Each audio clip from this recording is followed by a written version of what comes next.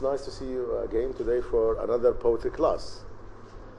I think, you know, now you have started to change your mind about poetry. The poems are And yes, they're getting interesting. you are getting more interested in poetry. But still, I believe you are having some hurdles, some problems. I think by hard work, by perseverance, you're going to overcome these hurdles. Okay, today our meeting will be dedicated to Sydney, but the class will be like this. I'm going to listen to one or two reports, then like a response or two.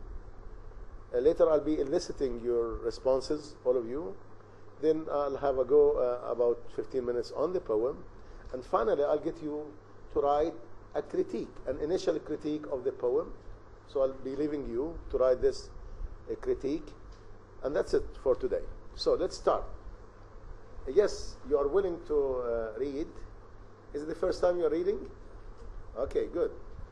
You know, I like the idea, like a lot of students yesterday, many students, you know, were willing to read the reports. And this is a good indication that they started to like the reports. Okay.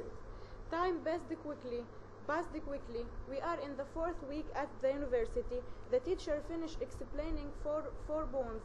The last poem, which is litany, he explained each stanza, and he explains all figure of speech. Then the assistant Amal began to explain the sound, rhyme and rhythm. She used the lab and began to explain. The girl enjoyed of her explanation. Finally, the teacher asked the student to prepare the next poem, and wrote a report for lecture and response about the poem. And right. Okay, thank you very much. Good.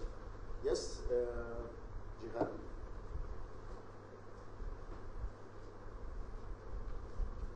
Thank you very much.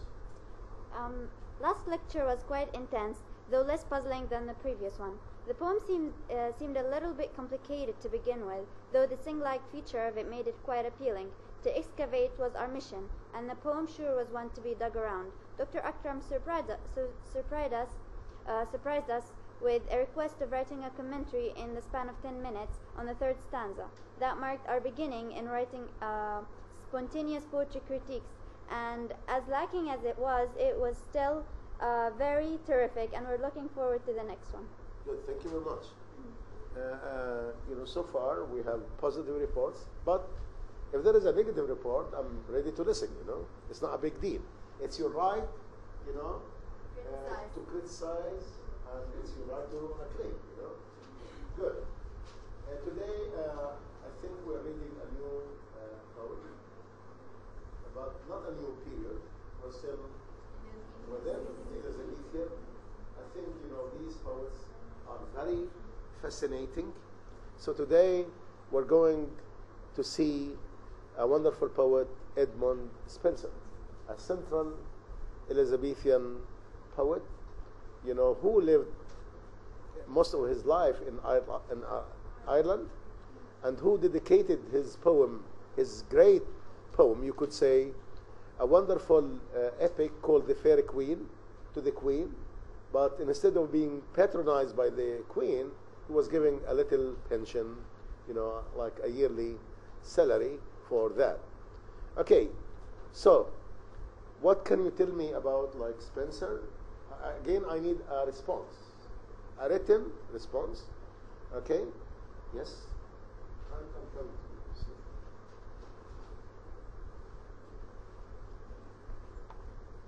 He writes her name on the sand, expecting for her name to stay, but the tide washes it away.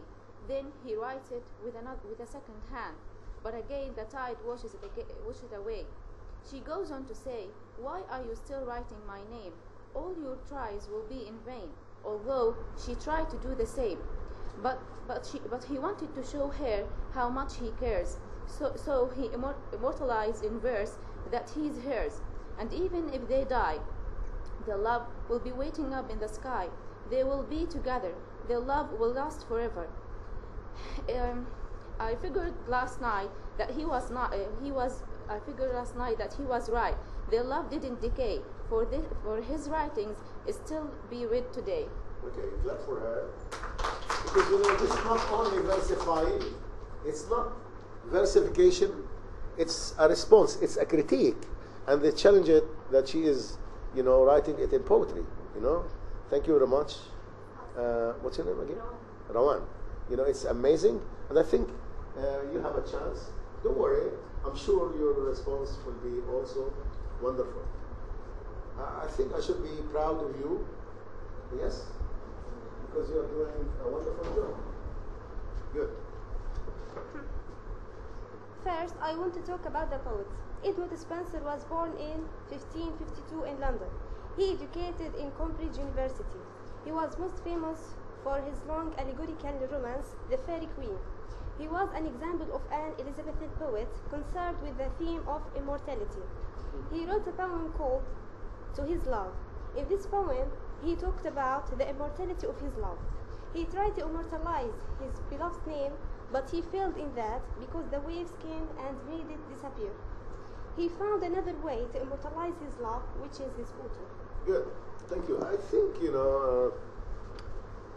he must be a very interesting poet. He must be very noble. Let me see, because we don't have time to listen to the response. I know some of you have written, wonderful responses, but let us see oral. What do you think of the poem? What do you think of the poet? Just let me know. Yes, please. When I read the poem, I think that the poet wants to tell us about the idea of immortality, and he tries to immortalize. So I like what you say. He wanted to tell us, he wanted to tell us a story. Yeah. And this, what happens in the poem, because this poem, I don't want to start criticizing, but this poem is a little bit, different, because, he's telling one day I wrote, and then in the middle of the poem you have this, not so Kotai. So it is mixing between drama and narration, and this is a unique style. But okay, I don't want to go and critique the poem without reading it. I'm still asking you about your response. Yes?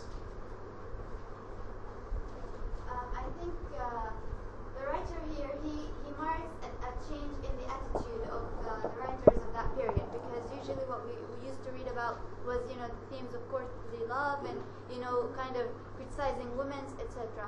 But here we see that he's actually trying to immortalize the woman. He's trying to immortalize her beauty. I think it is more than this, if you are looking, it is more than this. Yes, the concern is the idea of immortality. Immortalizing. And he uses verse because he stresses at the end.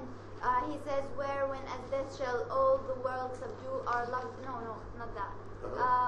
The one to die in dust, but you shall live by fame. My verse, your virtue, rare shall eternize. So he stresses that verse is what actually immortalizes the love. This is how the Elizabethan thought of that verse. It is going. It's a means which will make them reach immortality. Do you buy this? Yeah, yes, it's right. We are reading the poem today. But what kind of immortality? Okay, this is the question. But it's okay. Good. Let's see somebody else. Yes, please.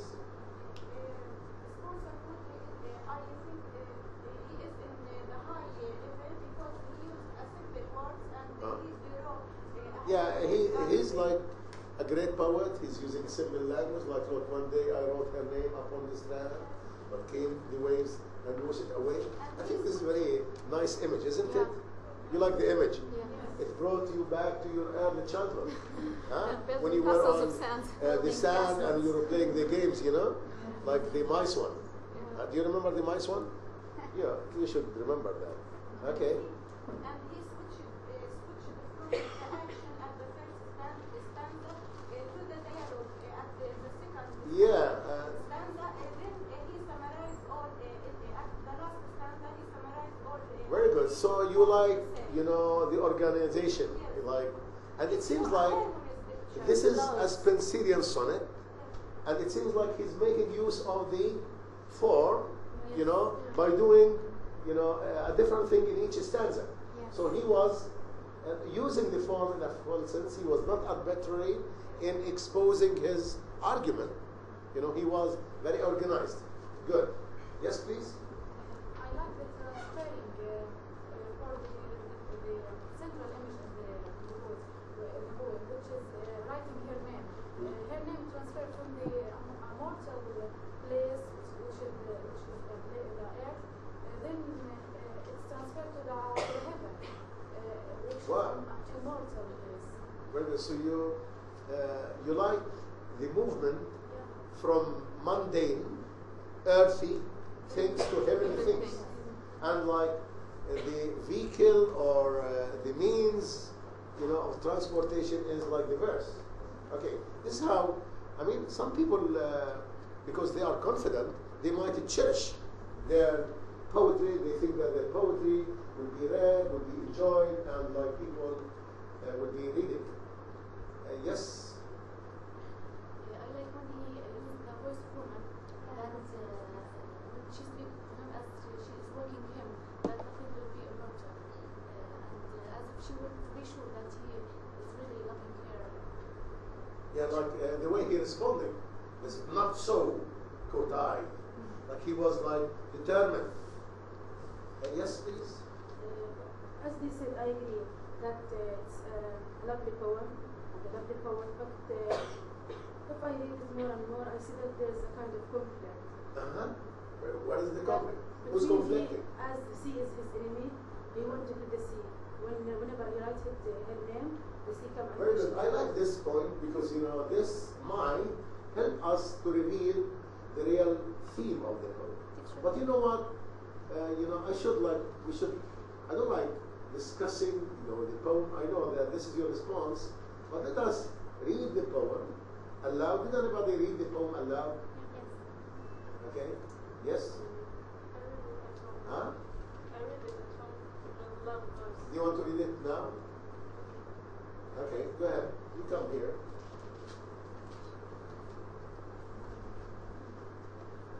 One day I wrote her name, all on the stands, but come the waves and washed it away. Again I wrote it with the second hand, but come the tide and made my pain his prey.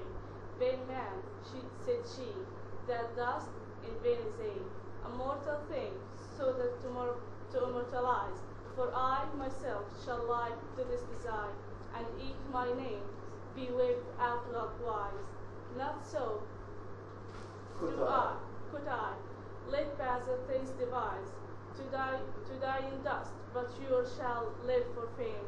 My verse your virtues rare shall internalize, and in the heavens write your glorious name, wherein as death shall all the world subdue, our love shall live and later life new. Okay, good, thank you. It's good, but how do you feel after reading it? I felt like they didn't have a chance in this life. Maybe they will get another chance in another life. Okay, so you think that, their life, they did not have a chance and they did not enjoy their life, and perhaps they will enjoy it and live. Okay, but no, when you were reading, I felt like you were interacting with the poem, yes? Actually, I felt the conflict was not between the sea, it was between the time itself as life. The time. It's, So the conflict is with time. Time. It reminds me like the Is he sand. mentioning time here? No. I think yes, because the word tide, in Elizabethan time, it was interchangeable with time. So yes, he's in conflict with time. The time in the Elizabethan time, was named tide, was named sad immortality. Later in Shakespeare's poem, we're going to see time is referred to as sad immortality, as the most, ferocious, thing which devours all the gains and the pleasures of life. See what I mean? So it would be very disturbing to them. Actually, the use of sand also reminds me with the sand clock. It's had to be ended at the time, so it was challenging. It's transient. Yeah. Yes. But I like to focus on the woman thing because I felt like this is the first time a woman is given a voice in the poem. Excellent. I like this. And she Not wasn't so. clear. She's given a voice. Yeah.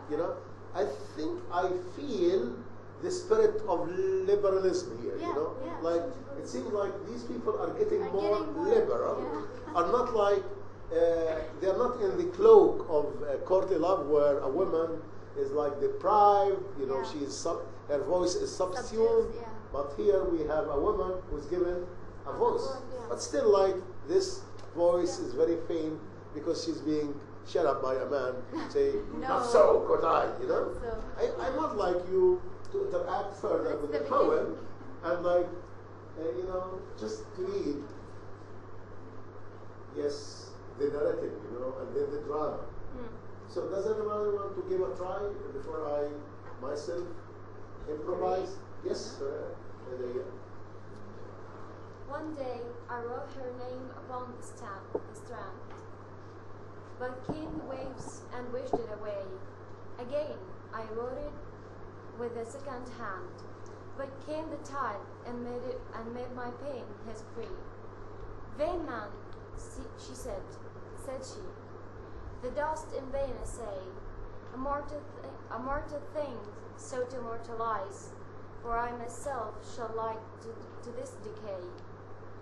And did my name be wiped out likewise? Not so could I, let baser things devise, to die in dust, but you shall live by fame. My verse, your virtues where shall eternize, and in the heavens write your glorious name, where, when, as death shall all the world subdue, all love shall live, and little life free. That's I think you captured the spirit of the poem. However, let me stretch it a little bit. You know, so stretch because you know I'm going to stretch it perhaps to make you get into the poem more and more.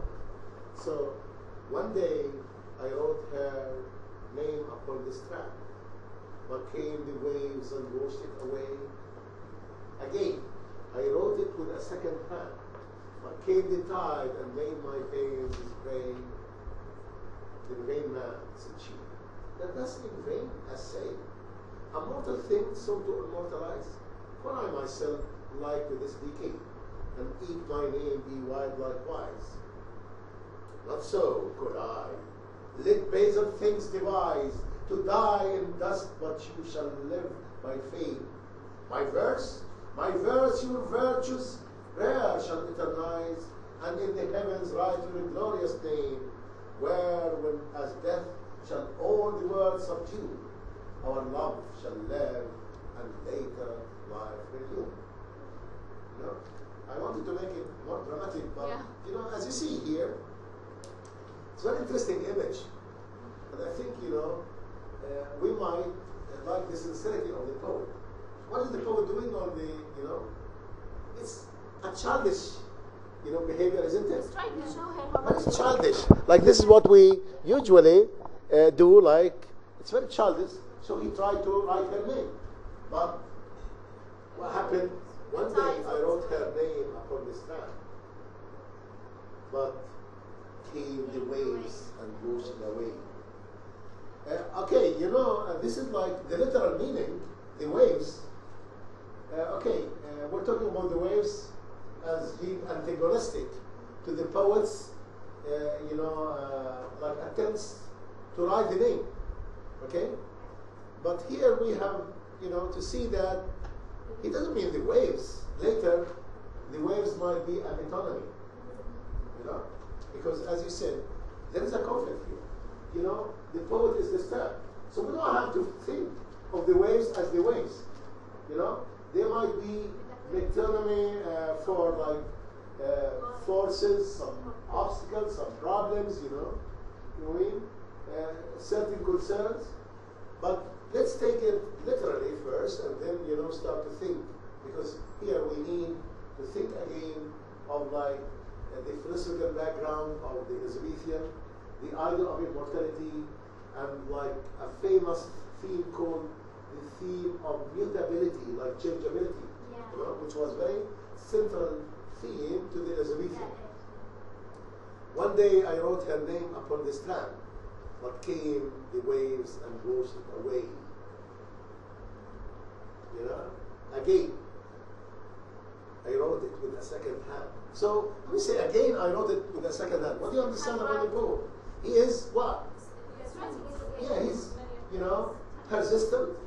You know, he persists. He doesn't give up. Again, I wrote it with a second hand, but came the tide and made my pains his prey. Look at the tide. You know, tide is very ferocious, very, you know, wild, isn't it? Look at the image here. Tide is like what? Like a beast, a wild beast, which pays on the humble efforts of the poet to immortalize the name of his wife. It is, you know, he's here like it is his wife, you know, which makes the poem more attractive, you know, because he was sincere. Again, I wrote it with a second hand, but came the tide and made my pains his prey. Very frustrating, isn't it? So this poem ends with the image of what? A frustrated man who was trying many times, like to engrave, to write the name of his wife on the strand, with the hope of immortalizing her. But, you know, all these attempts were foiled. You know what's been foiled? Did not succeed, were foiled by the waves and the tide, which were very, you know, tough, and they ravaged everything, you know.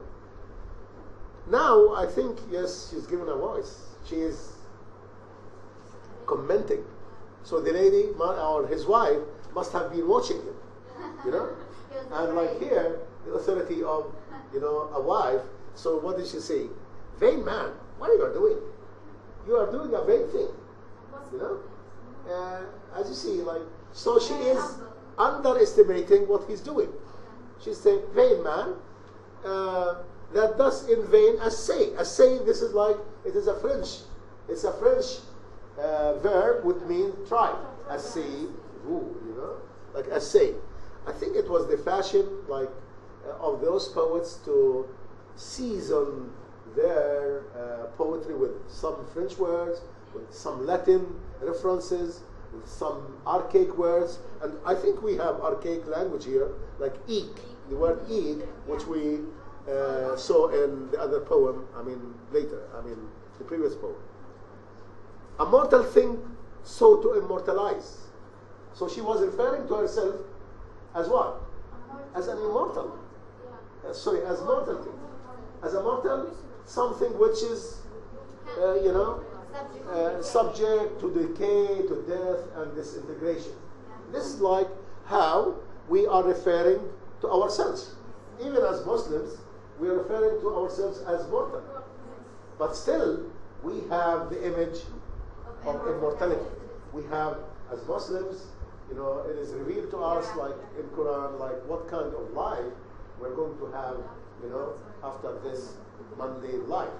So again here, he has a vision of immortality, but it might not be like our vision.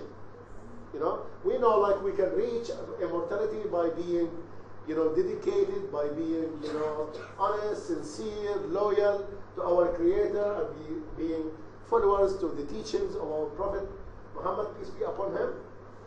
We know that all these will make us reach that life of immortality. But here, it is like verse. You know, it is verse. It is poetry. And it seems like poetry because, you know, he's going to write her name, as you see at the end of the poem, in heaven. So we are talking about, you know, a poet who was trying, like, to, you know, immortalize by his poetry, which he thinks that his poetry was divine.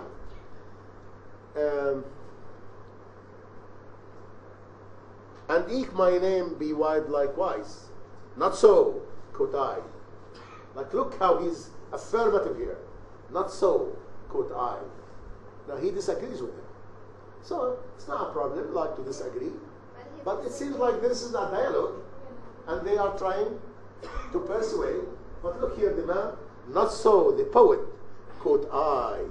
Lit bays are things devise. Let Basel things assume many different shapes, and whatever they will. To die in dust, let them die in dust, but you shall live by fame. It's very surprising how you'll be famous. My verse, your virtues, rare shall eternize. My verse, my poetry, it will eternize your virtues. And in heaven, write your glorious names. Look here. You know, the poet is given a voice. The poet is given a voice. It's the voice of the poet. Now, when we are talking about, the Elizabethan, we are talking about a new value called the value of individualism, which I think will later develop and culminates when we reach Romanticism. Like here, the person, the poet, is given a voice to express himself. Not so, quote I, let Basel things, to die in dust, but you shall live by fame. My verse, it's a lyrical poem. It's, like, this is like the expression of an individual. My verse, your virtues, rare shall eternize, and in the heavens, write your glorious name. And then, in the couplet, where in heaven, when as death shall all the world subdue, not in heaven, of course, like here on earth. When death, look at death, how it is there, capitalized. Our love shall live, and later life renew. So it seems like he is very ambitious. It is like he's talking about after death. What will happen after death? Very interesting poem. And, I tried like to paraphrase it and to, add some interpretation. But I think, we have to go back to the poem and to interpret it, to criticize it, because here we have frustration, we have complaint, we have, persistence, we have promises, we have decisions taken. So for each, let's say, attitude, like the poet, was trying to employ the language, employ the figures of speech, employ the words. For example, here, if you, in the last couplet, look at him when he were, using VV, where when as death shall all the world subdue, our love shall live and later reign in rule. And like here, my verse, your virtues, rare shall eternize. I think these alliteration, or the alliteration here, have to do with his sense of persistence. I want to go further to this poem, but I have to stop here and to ask you to write, a critique about this poem, like an initial critique. Okay, you can do this now, and next week we're going to look at it. But next week, we're going to dedicate one class to explain this. But next week we are reading Marlowe. And Marlowe is very interesting because I want you, when you respond to Marlowe, to respond in poetry. So you can do this, Rawan, very well, respond poetry. So it is like he's inviting, so I say, I'm not coming with you, come live with me, and be, no, I'm not coming with you, you're crazy, you're lazy. You can do it in poetry. To respond in poetry, and it will be a lot of fun. But as I said, the first class will be dedicated to, deep analysis of this poem. Thank you. I'm giving you today like a short lecture, but after this you can write your comment. Thank you.